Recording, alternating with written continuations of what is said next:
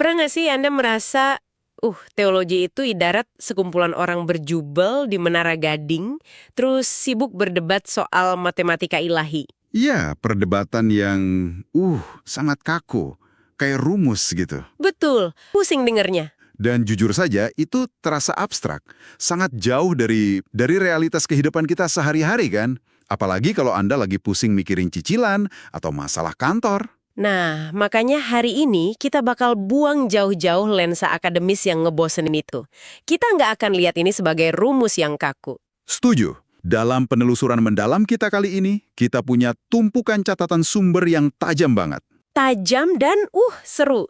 Karena kita bakal menyelami sebuah drama pengadilan kosmis. Dan di saat yang sama, kita juga bakal bahas terobosan medis yang luar biasa buat melawan virus mematikan. Analogi medis dan pengadilan ini justru bakal jadi kunci kita hari ini.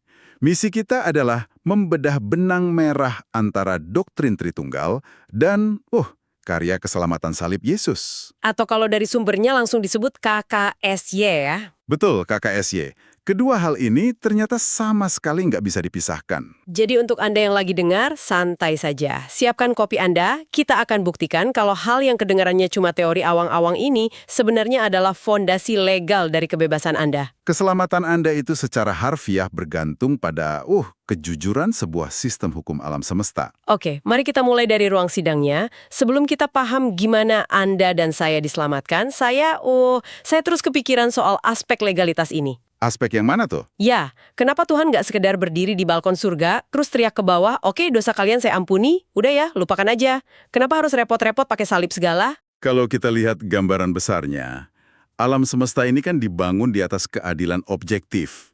Keadilan nggak bisa ditegakkan cuma dengan, deklarasi sepihak. Nggak bisa cuma ngomong maaf ya, gitu aja. Jelas nggak bisa, apalagi ada pelanggaran hukum yang dampaknya menghancurkan tatanan. Sumber kita menjabarkan kalau KKSY itu intinya adalah sebuah pengadilan legal. Pengadilan atas apa tepatnya? Atas sebuah kondisi yang diistilahkan sebagai dosa dalam daging. Atau kita sebut saja 3D. Nah, supaya pengadilan ini sah secara semesta, harus ada pihak-pihak yang perannya objektif dan berbeda. Ibarat di ruang sidang nyata ya. Kan ada pembagian tugas tuh. Nggak mungkin satu orang merangkap jadi semuanya. Persis, harus ada hakim, yaitu Allah Bapa yang mewakili keadilan mutlak, terus harus ada terhukum atau donornya, yaitu sang anak. Anak yang menjadi manusia sejati untuk menanggung kutuknya kan? Betul sekali. Dan jangan lupa, di sudut lain harus ada saksi sekaligus pelaksana eksekusi, yaitu Roh Kudus. Ketiga peran ini mutlak ada. Kalau enggak, proses hukumnya cacat. Ini bikin saya ingat, kisah awal manusia di Taman Eden. Kutuk Adam itu kan pada dasarnya kutuk keterpisahan. Manusia diusir dari sumber kehidupan. Keterpisahan yang sangat nyata ya. Jadi hukuman yang ditanggung sang anak itu bukan cuma cambukan fisik, tapi realitas dari keterpisahan itu sendiri. Di titik inilah sumber kita menyoroti kalau Tritunggal itu prasyarat mutlak. Anda ingat seruan Yesus di salib? Yang, Eloi, Eloi lama sabachthani. Allahku, mengapa engkau meninggalkan aku? Tepat. Banyak yang salah paham soal teks ini. Itu bukan akting loh, bukan sandiwara emosional buat bikin kita nangis. Wow. Jadi itu sungguhan? Itu adalah bukti kejujuran hukum bahwa ada pribadi yang benar-benar terpisah. Roh Kudus sebagai pelaksana eksekusi bahkan harus menarik diri. Membiarkan kemanusiaan Yesus merasakan maut. Dan maut itu esensinya adalah keterpisahan total dari Allah. Wah, analogi ruang sidang ini bikin saya mikir sesuatu. Mikir apa tuh? Coba bayangin ada hakim agung yang menghukum seorang terdakwa denda miliaran rupiah. Terus karena dia kasihan, hakim ini turun pura-pura jadi terdakwa dan menghukum dirinya sendiri. Lalu dia bayar dendanya? Iya, bayarnya pakai cara mindahin uang dari dompet kiri ke dompet kanannya sendiri. Kalau saya lihat itu di pengadilan, saya pasti bilang, ini mah pengadilan palsu, sandiwara teater satu orang. Yang menarik di sini adalah, dokumen kita tuh ngasih nama akademis buat sandiwara yang Anda sebut tadi. Oh ya? Apa namanya? Dalam teologi, gagasan kalau Tuhan cuma ganti-ganti topeng sebentar, jadi Bapa, dicopot jadi anak, itu dikenal sebagai modalisme atau unitarianism. Oke, jadi cuma satu entitas pakai topeng beda-beda. Ya, dan sumber kita dengan tegas nolak pandangan ini karena implikasi relasionalnya sangat merusak. Merusak gimana maksudnya? Padahal logikanya kan kedengaran lebih simple dan praktis. Matematisnya mungkin simpel, tapi secara hukum dan moral itu fatal.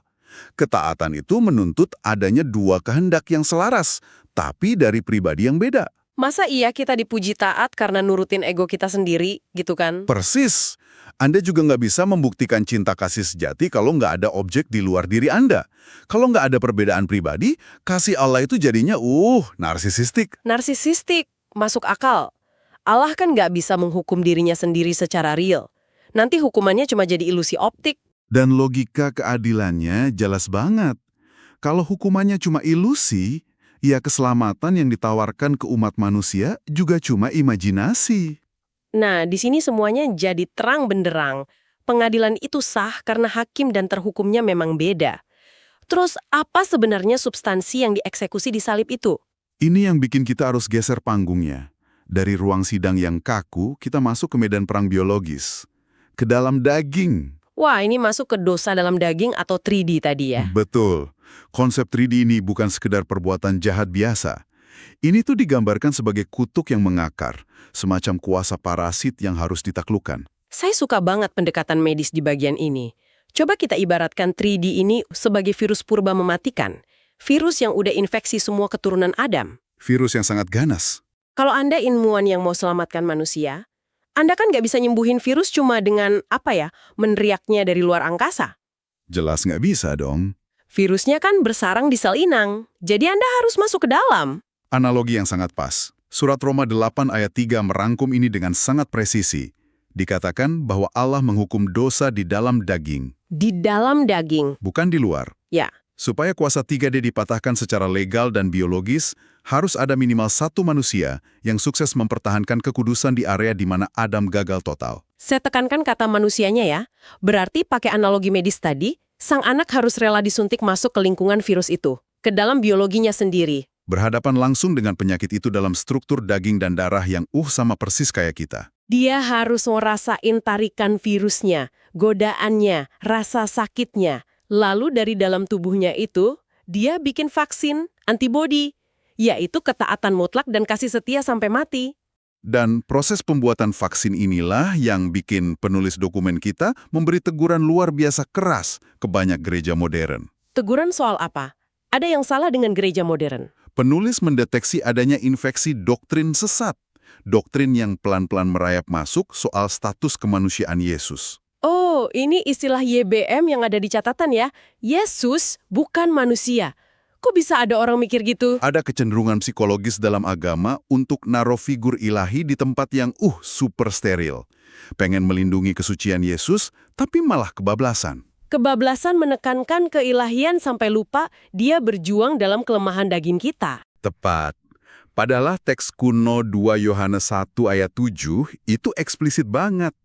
Orang yang menolak Yesus datang dengan daging manusia biasa, itu disebut penyesat. Bahkan dipakai istilah roh antikristus. Tunggu, sebutan roh antikristus itu kan ekstrim banget cuma gara-gara beda pendapat soal anatomi tubuh. Kenapa semarah itu sih penulisnya? Karena implikasinya ngancurin semua sistem keselamatan kita. Kalau doktrin YBM ini benar... Kalau Yesus tuh dari awal ibarat superhero kebal gitu ya? Iya, kalau dagingnya dianggap terlalu suci sampai nggak kerasa tarikan 3D, berarti kemenangannya di salib itu klaim kosong, nggak ada nilainya. Saya paham sekarang, itu kayak, tanding tinju kelas berat tapi musuhnya diikat di sudut ring, terus kita pukulin dan kita selebrasi menang. Kemenangan tanpa perlawanan yang seimbang itu bukan teladan. Kan nggak adil. Kalau Yesus menang cuma karena punya cheat code kekebalan ilahi dari sananya, ya apa gunanya vaksin itu buat kita? Kita kan nggak punya cheat code itu. Persis. Kita butuh jaminan dari sosok yang berjuang di medan lumpur yang sama dan beneran keluar jadi pemenang. Kalau antibodinya belum teruji di daging manusia, ya gagal. Untungnya, karena dia sungguh-sungguh manusia, vaksin ketaatan itu sukses diciptakan. Nah, sekarang kita lanjut ke masalah logistiknya nih. Masalah logistik gimana? Pengadilan beres, hutang lunas, virus 3D kalah, vaksin udah diproduksi massal lewat kebangkitannya. Terus gimana cara distribusi vaksin ini ke hati kita hari ini? Disinilah pribadi ketiga masuk panggung. Dan ini menunjukkan pergeseran konsep yang luar biasa. Dari yang tadinya Immanuel menjadi Inhabit El. Ini bagian yang paling bikin saya merinding.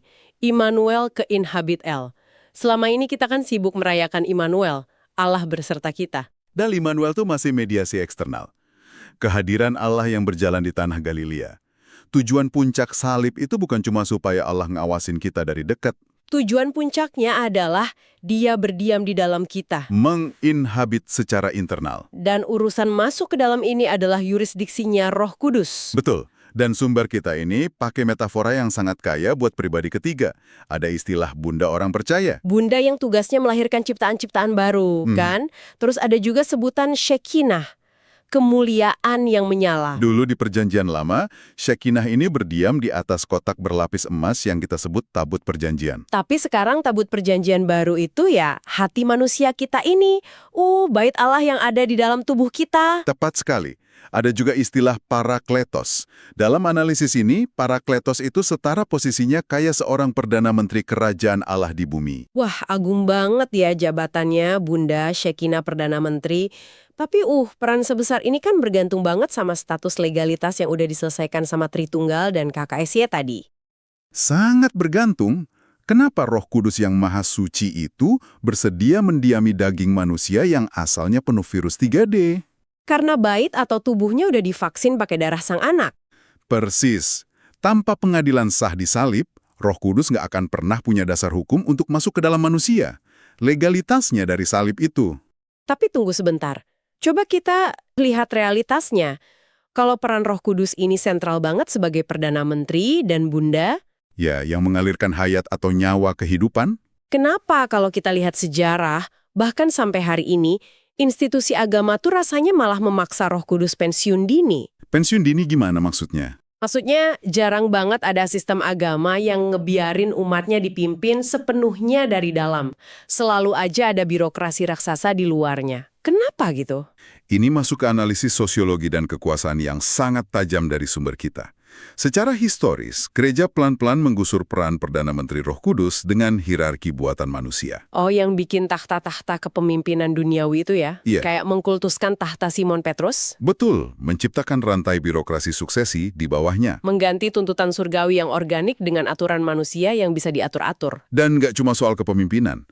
Peran Roh Kudus sebagai bunda juga digantikan. Pengkultusan figur manusia masuk seperti naruh Maria sebagai semacam ratu surga yang harus memediasi doa. Padahal Roh Kudus sudah ada di dalam. Kenapa institusi harus memediasi lagi? Alasannya klasik, kontrol. Birokrasi agama manapun selalu haus kontrol atas umatnya. Agama terorganisir itu suka mediasi eksternal. Harus ada aturan, ritual, perantara. Supaya umatnya terus bergantung sama sistem mereka, kan? Kasarnya, kalau umat bisa langsung nyambung ke Tuhan dari dalam, institusinya bisa bangkrut dong. Mereka kehilangan daya tawar. Konsep Inhabit El itu memerdekakan manusia secara internal. Orang yang dipimpin langsung dari dalam itu susah diintimidasi atau dimanipulasi sama dogma agama. Wah, ini ngebuka perspektif banget. Jadi menyingkirkan Roh Kudus itu sebenarnya cuma mekanisme pertahanan sistem buat ngamanin kekuasaan mereka. Tepat. Dan ini bawa kita kesimpulan yang menyatukan semuanya. Sistem tata surya teologi ini bakal hancur lebur kalau Anda buang salah satu elemennya, Tritunggal atau KKSY. Keduanya dua sisi koin yang identik, nggak bisa dipisah sama sekali. Logikanya mengunci kuat.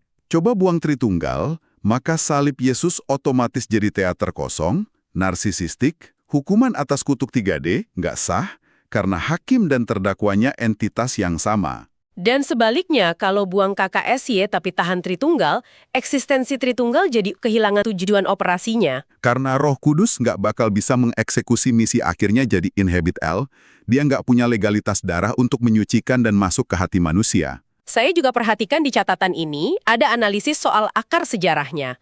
Kenapa Tritunggal sering diserang dari zaman ke zaman? Ada tekanan geopolitik pasca era klasik. Hegemoni dari konsep tauhid atau keesaan matematis kaku yang makin meluas. Orang jadi parno dituduh nyembah berhala. Sampai mereka maksa konsep Tuhan itu harus muat di kerangka angka 1 yang kaku banget. Dan ini titik buta pemikir modern waktu baca teks kuno. Penulis Alkitab Perjanjian Lama aja nggak megam keesaan yang sekaku kalkulator itu. Buktinya Mazmur 82 kan? Terbuka banget ngomongin soal dewan ilahi.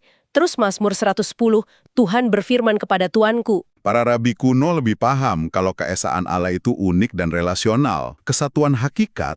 Sayangnya, paradigma matematis ini malah ngorbanin kejujuran moral Allah di salib. Cuma demi nenangin ketakutan rasional manusia ya. Dan ini nyambung ke masalah psikologi ego manusia yang dibedah di sumber kita, masalah pride atau kebanggaan. Kebanggaan yang bikin kita nolak Tritunggal dari alam bawah sadar kita. Iya, ego kita tuh sebenarnya jauh lebih nyaman sujud di depan sosok bos besar di langit yang jauh di sana. Tunduk karena takut dihukum. Mentalitas hukum Taurat banget itu. Kerjain A selamat, langgar B dihukum. Nah, tapi buat mengakui kalau kita ini milik sang anak yang rela turun ambil risiko, yang masuk ke lumpur biologi kita demi cinta itu, menghancurkan pride kita sebagai manusia mandiri. Manusia itu susah banget terima kalau Allah sanggup mengalami kerentanan antar pribadinya demi menyelamatkan kita. Ini benturan epik antara paradigma kekuasaan versus kasih. Agama dunia nawarin kekuasaan, Tuhan yang otoriter dan ditakuti dari jauh. Sedangkan Injil nawarin paradigma kasih. Tuhan melujuti kebesarannya, mengalahkan virus 3D di dagingnya, terus kirim Roh Kudus untuk tinggal permanen di dalam kita. Berarti orang yang maksa nolak Tritunggal dan memblender Bapa Anak jadi satu, tanpa sadar mereka tuh lagi buang kebutuhan akan sang perantara ya? Betul. Mereka ibarat pekerja yang mau potong kompas ngelewatin manajer buat langsung presentasi ke direktur utama bahwa hasil kerjaannya sendiri. Lewat perbuatan baik dan kepatuhan aturan eksternal, mereka menukar relasi intim dengan transaksi hukum yang dingin. Konsekuensinya fatal. Tanpa sang anak yang terjun langsung menaklukkan dosa dalam daging, sang Perdana Menteri Roh Kudus nggak akan turun. Ketaatan jadi ilusi, revolusi Inhabit L gagal. Penelusuran yang benar-benar membalikan paradigma kita. Jadi untuk Anda, mari kita bungkus semua yang udah dibedah hari ini. Ya, poin-poin krusial yang nggak boleh dilupakan. Keselamatan Anda bukan sandiwara kosmis. Pengadilan Agung di salib itu punya legalitas penuh. Yesus dengan kemanusiaan sejatinya sungguh-sungguh menanggung kutuk perpisahan. Dia sukses bikin vaksin ketaatan abadi untuk netralisir virus dosa dalam daging. Dan berkat kemenangan legal itu, detik ini juga Roh Kudus punya hak konstitusional penuh dari sorga untuk bikin hati Anda jadi tabut perjanjian baru. Itulah esensi Inhabit L. Mekanisme ini harusnya bawa kelegaan besar buat Anda. Anda nggak lagi berhutang nyawa pada sistem agama yang terus memonopoli Roh Kudus. Anda diundang keluar dari ancaman hukum eksternal, masuk ke realitas yang digerakkan oleh hayat, kekuatan dari dalam. Karena sang Perdana Menteri sekarang berdiam di pusat diri Anda. Anda benar-benar merdeka secara internal. Nggak perlu lagi cari perantara manusiawi. Tapi sebelum kita tutup sesi bedah materi kita, ada satu pertanyaan tajam yang mau saya lempar buat Anda renungkan.